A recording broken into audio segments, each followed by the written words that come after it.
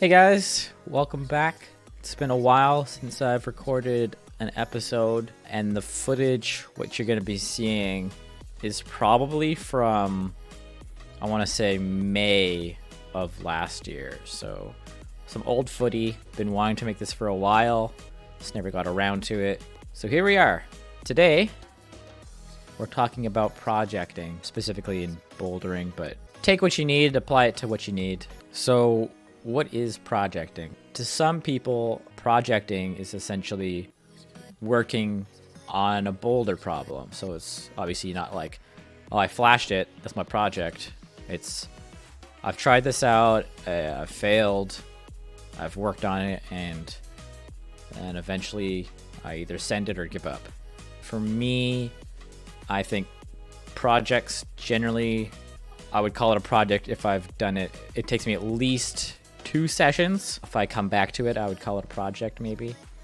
But what we're kind of looking into today is things that are going to probably take you multiple sessions to do, if at all. We're going to look at how you go about dealing with projects, and then we'll go over some tips, and then I'll kind of show you me working on the second hardest 6 hex I've done in a long time. So let's get into it. The first thing you're going to want to do is you're going to go to the gym, you're going to try out a bunch of problems, and you're going to want to find a problem that gets you psyched. So there's no point in working on a climb that you absolutely hate unless you're a very determined person and want to work on your weaknesses. That's great. Sometimes I find projects that I do because I know that I'm bad at a certain thing, but I still can find some sort of enjoyment out of it. So I'd recommend that at least you have some sort of motivation to complete it. You definitely don't want to be going to the gym upset because you have to work on this problem. So get psyched. So the second point is you're going to want to find the problem, the level of difficulty to be something that's at or above your perceived level of climbing. So if you go up to it and flash it, that's not what we're looking for here. You're gonna want to, find something that you either get on and you're like, I have no idea what I'm doing. The moves are really far, they're really bad holds, they're really far away. The beta is very complicated and I don't understand what I'm doing. That's kind of the key here. Something that you really have to work on, essentially. So you've seen a problem, you haven't tried it yet, but you're like, oh man, that looks nice. That looks real nice. I want to try it. So this goes not necessarily for just any projects. This is just what I do when I try any problem, basically, is your flash attempt, right? Your first attempt trying a boulder problem. So what do you got to do? Well, look at it. See where it starts, see where it goes. What kind of holds are they? What kind of feet are they? What kind of style is it? What's the wall angle? It helps to know what the holds might already feel like. If they are holds that you've used before, you've seen them before, you know how good or bad they are, what side of them are good, what side of them are bad. And then imagine yourself on the wall, plan some beta, kind of focus up, see where everything is. And then you just got to go for it. You try it out, stay focused, give it your best first attempt, try hard, and see what happens. If it's a project, you're probably not going to do very well on your first attempt, and that's great. That's what we want. For me, when I tried this project, I think I made like maybe 3 or 4 moves, and that's quite a lot, I think, for a big project. Little did I know what I was getting myself into, but we'll get into that a little bit more later. Once you've kind of tried the problem at least once, maybe twice or so, the first thing you're going to do into working in your project is to try all the individual moves. Maybe you can't do more than 1 move at a time. That's fine. As long as you can figure out how to do each move, that's a goal. One thing I would recommend is, say you can't make this really big dead point move, this really big move, or can't get to the next hold. If you can find another problem or any other holds to get up into that next position, I would recommend feeling that position. Be like, okay, this is what it feels like to get to that hold. This is what it feels like to hold on to it. This is where my body's supposed to be when I hit it. And that kind of tricks your brain into thinking that you can do it. It's like, okay, I know that I've been here before. And then you kind of know how much force, how much you need to try to get there. Doesn't always work, but it definitely helps. It also helps because maybe you don't know what that hold feels like.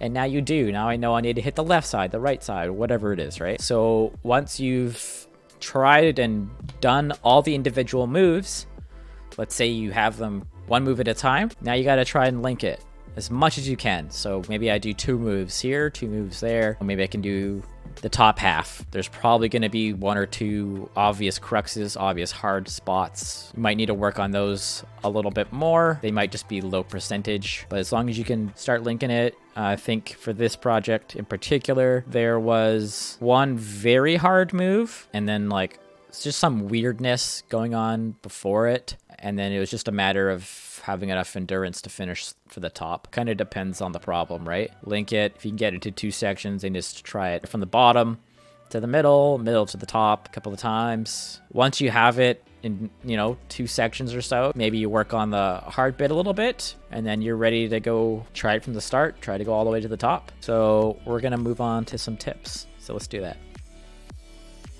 So what are some things that I find useful to think about while I'm projecting?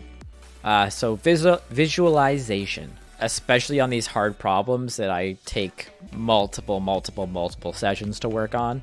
They kind of drive me insane. I'm thinking about them a lot. I'm thinking about them all the time. Even before I climb them when I'm in the gym or when I'm out of the gym, I'm thinking about climbing it. So I'm visualizing myself on the wall. I'm visualizing myself doing the moves. I can feel somewhat how it's going to feel in those positions, how tired I'm going to feel. Basically what I'm doing is ingraining the beta, so I know where my feet, hands, body needs to be, but I'm also like training my brain to know that I can do the problem. It's like, oh yeah, my mind has seen me send this 1,000 times, so I know that I have it. It's kind of like a weird psychological thing, I think. Very useful. Visualize yourself climbing the problem and sending it. If you start visualizing too many times that you're gonna fall off the crux move, guess what? Probably gonna fall off the crux move. Visualize the send. Visualize you sticking it. There at times can be a need for a lot of focus, but it's a huge mental battle, right? So I find that sometimes I'm so focused and I feel so much pressure on myself to get the send that, one, it's not fun anymore, but also I'm so focused and I have so much pressure that I just can't perform properly. So sometimes when I get into that kind of mode and I'm about to go climb, I'll just do something silly. I'll shake my arms loosely, I'll make some funny sounds, make some jokes, just trying to get out of my head, basically, try to distract my brain into just kind of zoning out in a way. The next thing is breathing. Which something I can be quite terrible at. This is something that's just good in general, but focusing on your breathing while climbing can also take away some of that mental capacity that could be putting you towards that fear of failure and that kind of mindset of, oh my god, the crux is coming up, here it goes, I'm too tired, my hands are sweaty, I didn't grab that hold right, I'm not going to be able to do this. So sometimes if you just focus on your breath, it's just kind of like a way to it's a meditative process, kind of zones you in a little bit better. But it also enhances your performance because your body needs oxygen, turns out. Yes, scientific discoveries. With that sort of focusing on breathing comes taking good attempts. So I see a lot of people in the gym, they climb, they fail, and they get right back on the wall. At a certain level, maybe that's somewhat okay. I don't ever recommend it. But when you're climbing at or above your limit, you need to rest. There's no point in wasting your energy just to gain nothing from it. For example, in this particular project, I think I would take 3 attempts and then I'm basically done for the session because it's very power intensive. I get very pumped and then I literally can't hold on and I can't do the moves properly. My body sinks down and I lose all sort of tension. So, I'll take an attempt, something will go wrong. I'll make some adjustments, rest at least a couple minutes, sometimes 5-10 minutes, then I'll take another attempt. The crux in this climb was a very sort of low percentage move where you had to release kind of this heel hook and go to this really bad sloper. You had to hit it just right and you had to hit it with just the right amount of momentum so you don't swing out and lose it. Sometimes I would just work that until I stuck it. But I wouldn't, hammer that in as much because, like, I know I stuck it. I don't need to keep trying to do that and failing.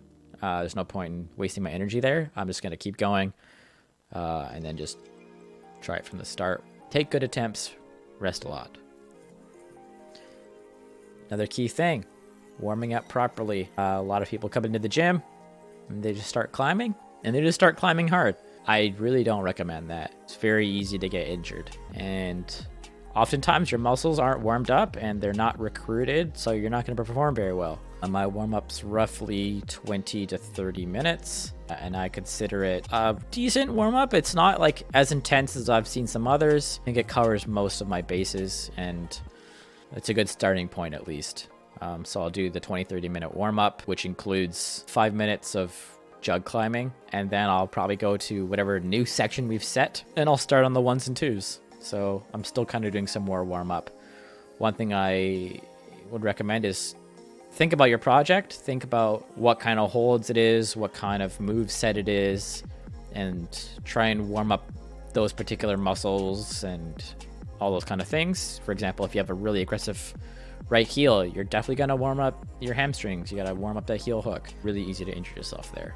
And then, so it's injury prevention, but it's also like you want to be able to be recruited so you can perform better. Next thing, brush the holds. That's it. Not a lot of people brush the holds. When you get to a certain, climbing level where the holds start to get really bad, it becomes really friction dependent. And if there's a lot of chalk buildup or rubber buildup, it can be almost impossible to do the climb. It certainly makes it a lot harder. It also is another secret, sneaky mental aspect. So a couple reasons why. You clean the holds, so you know that they should have more friction. So then you believe that there's more friction, regardless of whether or not it actually is. The second thing is you're brushing the holds, you're brushing the feet. It kind of reinforces into your brain where they are or that they exist. It's kind of nice sometimes to have your friends brush the holds, because depending on what sort of brush setup you have or how the holds are, brushing can pump you out if you're doing your max effort climbing. Sometimes it's just nice to have a friend brush your holds while you rest. It can kind of give you an excuse to rest. Is it necessary to brush that mega bucket jug? Debatable.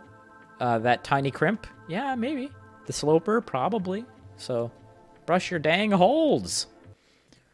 Sometimes the problems are beating you down, and it's not a bad idea to work it with a friend. Ideally, someone of the same sort of body type. Sometimes it's nice to climb with a lot of varied body types. Just know that their beta is probably going to be different from you. It's a good idea if you know their climbing style and what they're good at, what they're bad at, so you can kind of gauge what'll work and not work for you. Usually I recommend trying to find someone that's stronger than you. They climb harder, not necessarily they have more muscles, but just that they generally can climb higher grades than you. It can be a little demoralizing, maybe. But, as long as they're a supportive person, I find that it's the best way to learn. Climbing with someone below your grade is nice, because then you get to kind of be the teacher, if you will. But in terms of that can also help you progress, because you can kind of get a little more introspective. Climbing with someone at your level is also good, because maybe you guys are working it and then they find a beta, and you guys are roughly at the same strength level or technique level, so chances are it could work for you. The ones that are at your level or below your level, it might take a little bit longer for you to figure out the beta or what's going to work for you, whereas someone that's stronger than you or climbing at a higher level can probably see what you're doing wrong and can give you some really good pointers on how to improve that. Let's just go back here really quick. I'm just trying to think of other things that I wanted to mention. So, bouldering and projecting at or above your level, it's a very physical thing. Sometimes you're not strong enough on a certain hold type or a certain style of climbing, and you keep trying your project and you keep trying your project and you just can't do that one move, and then it gets taken down, because that's how indoor gyms work. Unless it's the outdoors. rocks, real rocks. In which case you have almost forever unless the holds break or the boulder disappears. In either case, you can learn what you're weak at, and you can actively train those areas so that hopefully you can send it or do a problem like that in the future if it comes down to it. The other thing to know is that you might put all this work in, you might put all this effort in and all these things, and it just doesn't go. And it's a huge mental battle of thinking, will I ever send this? Is it going to come down before I can get close? But if you're like invested in improving and climbing and, you know, you don't send it, that's fine. Like, you got to come to terms with it. You have to see and kind of realize the progress you've made on the problem and kind of take that and be proud of that. Obviously, we want to all get the send in the end. Doesn't always happen, but at least you're working on it. You're trying things. You're figuring things out. Still working out. It's still good. It's climbing, man. Just have fun. That's the biggest thing in the end. If like projecting isn't a fun thing for you, if you don't get any sort of sense of reward out of it, maybe it's not something you want to get into. That's fine. Just climb for fun. I was thinking about showing the final attempt, and kind of commentating what I'm thinking about while climbing. I don't think I'm gonna put it in this video just because I'm not sure how I want to do it. But if any of you are looking for that and you're thinking that would be something you'd want to see, let me know in the comments, and I will be sure to put that out sooner than later because it won't take me too long. But yeah, now we're gonna play a series of failure and a series of me just trying really hard. So hope you guys enjoy. If you haven't subscribed already, hit that button. Helps me out a lot. Really appreciate it. Not necessary, but it lets me know that you're interested in what I'm putting out. If you're interested in any sort of gaming, if you like Twitch, I stream on Twitch. Links will be down below.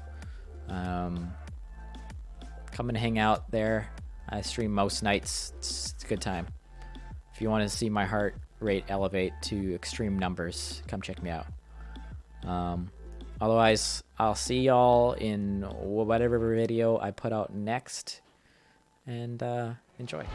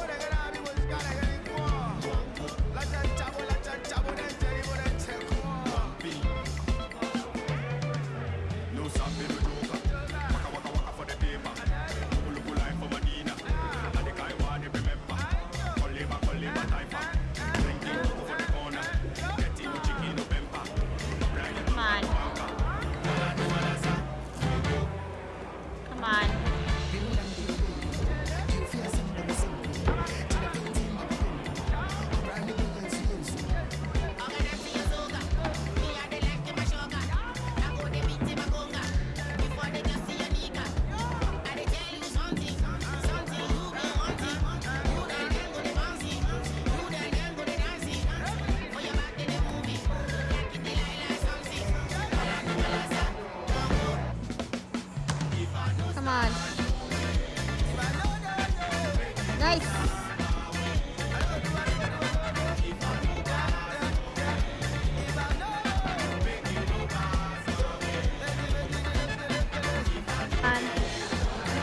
on. Come on. Nice.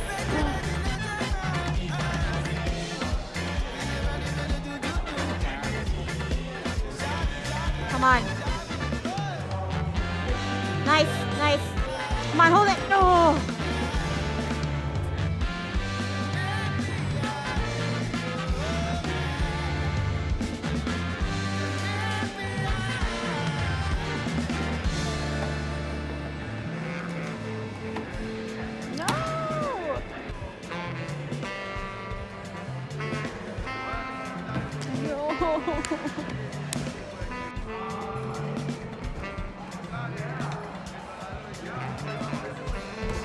No! Triple crackle.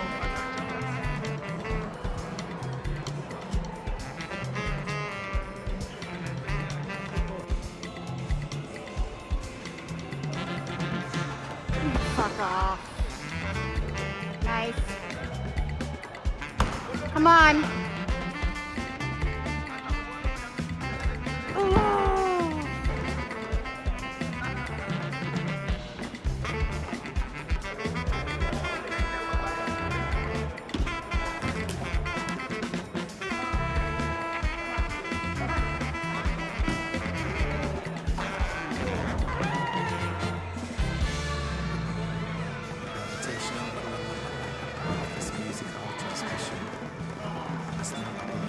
No!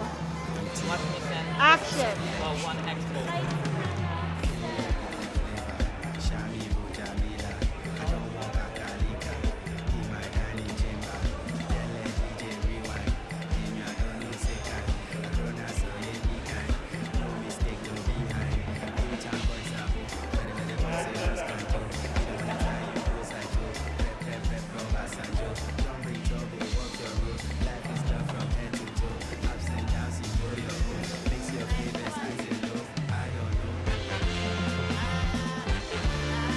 No!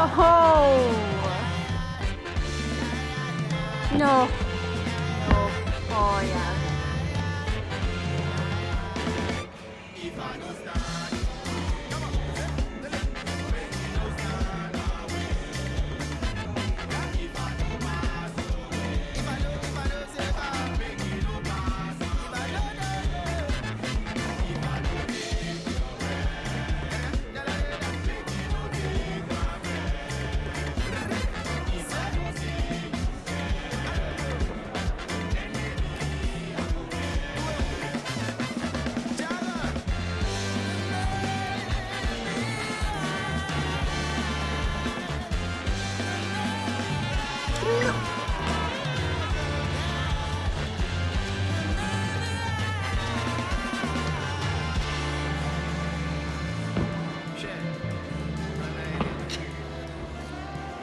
Shit.